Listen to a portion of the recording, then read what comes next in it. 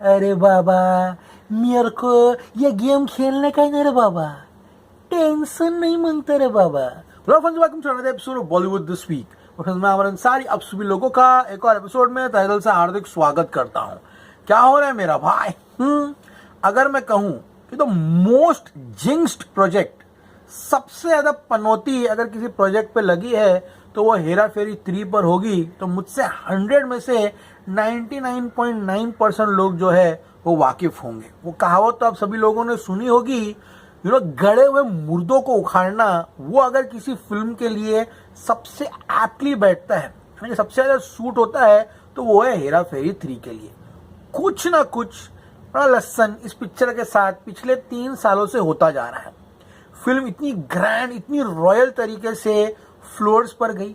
Floors पे जाने से पहले महा तमाशा हुआ कि अक्षय कुमार ने कहा कि मैं ये फिल्म नहीं करूंगा। खबरें तो ये भी आ गई एंड प्रोड्यूसर ये भी तैयार था कि कार्तिक आर्यन को लेकर पिक्चर बना दे।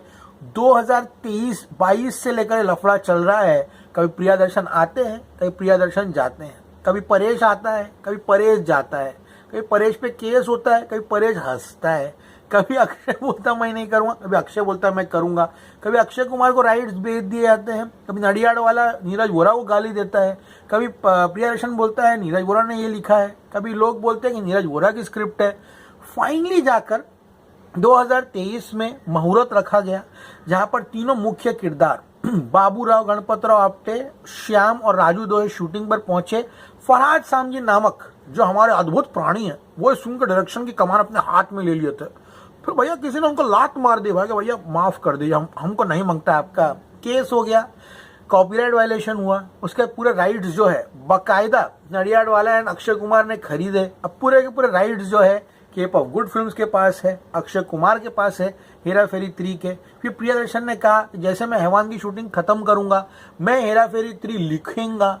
फिर उसके बाद अनाउंस भी हो गई अक्षय कुमार के बर्थडे पर कि हेरा फेरी 3 बन रही है, परेश जी आ गए हैं। उसका ये भी कहा गया कि ये जनवरी से हेरा फेरी 3 शुरू होगी। अब तक इसका कोई अता पता ठिकाना नहीं है। नया लड्डू फूटा है, क्या है सुनोगे? माँ बहन हो जाएगी दिमाग की, क्योंकि ये जो हो रहा है ना इस फिल्म के साथ, वो मेरे समझ के बाहर है। बहुत सारी चीजें हुई है कल के दिन में, जरा सुन लो क्या हुआ है।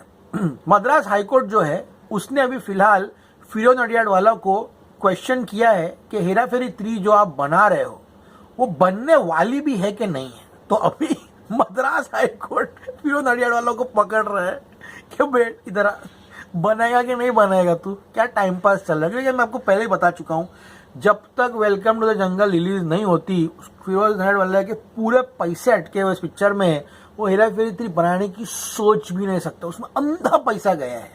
और उसमें कौन खिलाड़ी है सभी लोगों को मालूम है, अहमद खान भाई साहब है उसके अंदर। उसका क्या होगा पिक्चर का, तो अक्षय कुमार के कंधे पर वो पिक्चर है, अक्षय कुमार ही पिक्चर को आगे ले जाएगा। तो जब तक वो फिल्म रिलीज नहीं होती, उसका जून में पैसा नहीं आता, हेरा फेरी 3 आई डोंट थिंक फ्लोर्स पर जाएगी अनटिल अनलेस बाहर से कोई बहुत बड़ा कॉर्पोरेट आकर इस पिक्चर को फंड करता है। नंबर 1 तो मद्रास कोर्ट ने सीधा पूछा है कि पिक्चर बनने वाली कि नहीं बनने वाली। अब क्यों सडनली मद्रास कोर्ट ने ये नडियाड वालों को पूछा?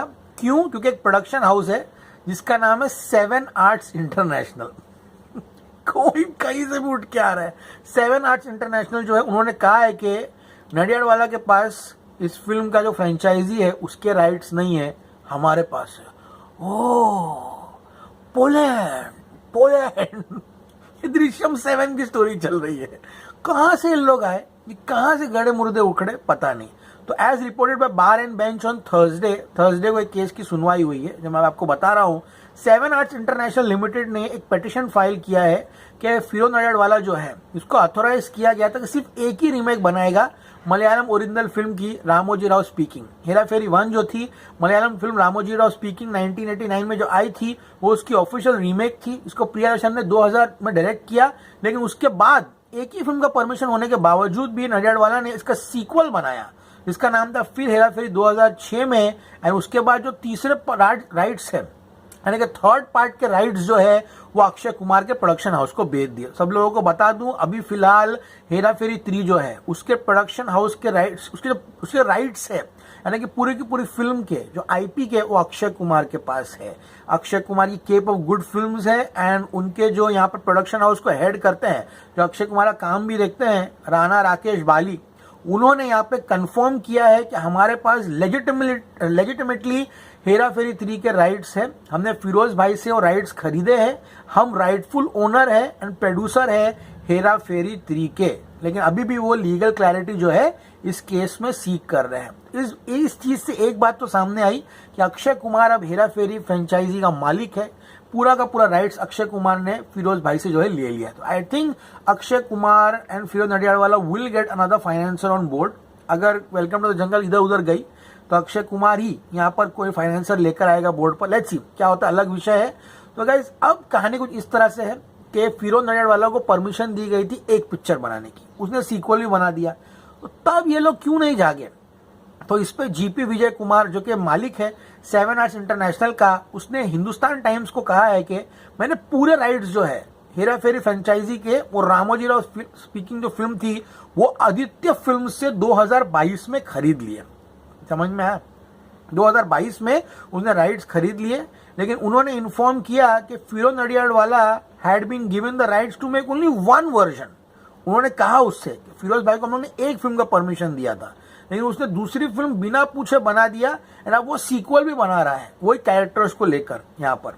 ठीक है, तो गाइस यहाँ पर उन्होंने पूछा गया कि भाई तुम लोग फिर हेरा फेरी 3 के वक्त तुम लोग की आंख क्यों नहीं खुली? तो उन्होंने कहा कि फर्स्ट फिल्म जो थी वो प्रियदर्शन जी ने बनाई थी, वो काफी क्लोज थे हमारे से, तो और राइट्स भी था, तो उन्होंने कुछ बोला नहीं। दूसरी पिक्चर नीरज वोरा ने बनाई, उसके वक्त जो कॉपीराइट होल्डर्स थे उस समय उन्होंने रियलाइज नहीं किया कि क्या हुआ, यानी कि आदित्य फिल्म जो थे उनको रियलाइज नहीं हुआ कि क्या हुआ। एंड जो ओरिजिनल प्रोड्यूसर्स थे बहुत वक्त के बाद उनको पता चला कि नडियाडवाला चीटिंग कर रहा है, वायलेशन कर रहा है। एंड उस समय उन लोगों ने कहा कि जो हो गया, लेकिन अगला पार्ट जो है पार्ट 3 जब भी बनेगा तब हम इसको प्रोड्यूस करेंगे। ये पागल लोग को ही नहीं मालूम कि बीच में सुनील शेट्टी, जॉन इब्राहिम, अभिषेक बच्चन एंड परेश रावल के साथ 2015-16 में हेरा फेरी 3 का मुहूर्त भी हुआ था। तब क्या सो रहे थे? तब घंटी बजा रहे थे बैठकर।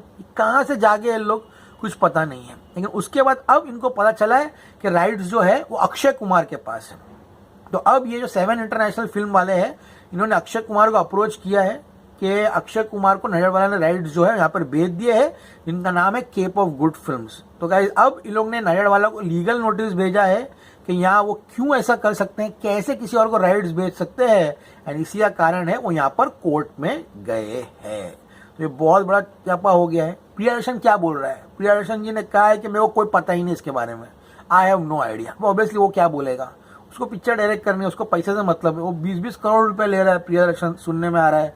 भूत बंगला नहीं, भूत पुलिस का फोन बूथ क्या ना वो पिक्चर का, उसका पार्ट 2 बनाने के लिए। एकदम अफवाहें फैलती रहती है हवे में, किसी को भी ऊपर नीचे करने के, इतने में राइड्स बिक रहे, उतने में बिक रहे, ये वो ऐसा होता नहीं है।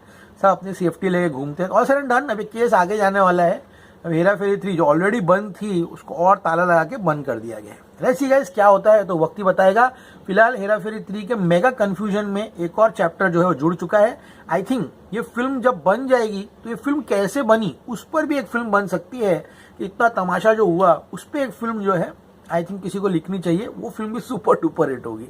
और यार सो मच का एपिसोड सभी लोगों को पसंद आया होगा। लेट्स सी गाइस अभी कोर्ट क्या डिसाइड करता है, अक्षय कुमार की टीम क्या करती है, नडियाडवाला क्या बोलते हैं, ये आने वाला समय काफी इंटरेस्टिंग रहेगा। फिलहाल Akshay Kumar is lined up to release his film Bhoot Bangla, Haiwaan, Welcome to the Jungle. All these 3 films will come in this calendar year along with Anees Bazmee's film, जो कि अभी फिलहाल वो शूट कर रहे हैं with none other than Vidya Balan. As always say stay cool man, see you at the movie.